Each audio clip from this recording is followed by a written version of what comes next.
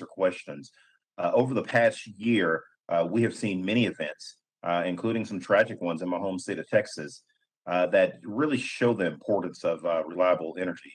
I wrote a letter to FERC last year, and I support the joint inquiry by FERC and NERC to investigate operations of the bulk power system during the storm that we had. And I think there is a need to have a real conversation about the benefits and challenges of greater interconnections between ERCOT and the rest of the country. Electricity, as all of us know, is essential as food and water. And we can't have reliable electricity if we do not have reliable natural gas. Electric gas coordination is critical, and I think FERC has a role to play in some regulation over interstate pipelines and increasing transparency.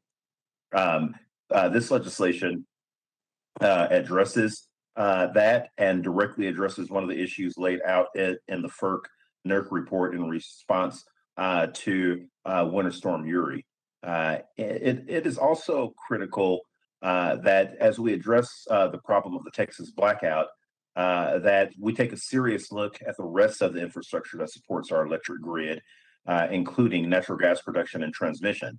As many of you know, Texas, we're abundant with natural resources, including natural gas, that helps fuel our economy and keep us competitive globally. It is all the more important that we take action to ensure these resources are there when we need them most, like during the historically cold winter storm that we had. While the legislation in front of us will address some of the concern, a lot of the problems that we're facing in Texas with constrained natural gas supply were related to disruptions upstream, particularly with frozen wellheads. And I was hoping that Chairman Glick could describe the extent of FERC's jurisdiction over interstate pipelines. In particular, can you speak to FERC's oversight of 311 service and Henshaw pipelines? So thank you very much for the question, Mr. Veasey. So we have authority over siting interstate natural gas pipelines under the Natural Gas Act. We also have some authority over regulation of the transportation rates.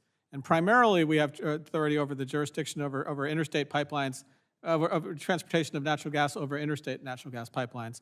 But there are also intrastate natural gas pipelines, including some in Texas, that actually also provide some interstate service. And so in those cases, we also regulate the rates pursuant to Section 311 of, I think, the Natural Gas Policy Act. Given FERC exercises limited jurisdictional oversight over 311 service and Henshaw pipelines based on states' oversight of both, does FERC assess or confirm that such state oversight is sufficient? No, we don't have the authority to do that, but you're exactly right. Those facilities are primarily subject to, I believe, the Texas Railroad Commission in Texas. Given that we know that there's a lack of weatherization of natural gas assets, was a documented problem during Winter Storm Uri. Could the gas supply shortages and subsequent issues during Winter Storm Uri have been avoided if there was some additional visibility into intrastate pipelines? Thank you for the question. I don't believe so. I think the major issues were essentially weather. There were two issues. There was weather conditions, which essentially those production facilities and those processing facilities for natural gas froze.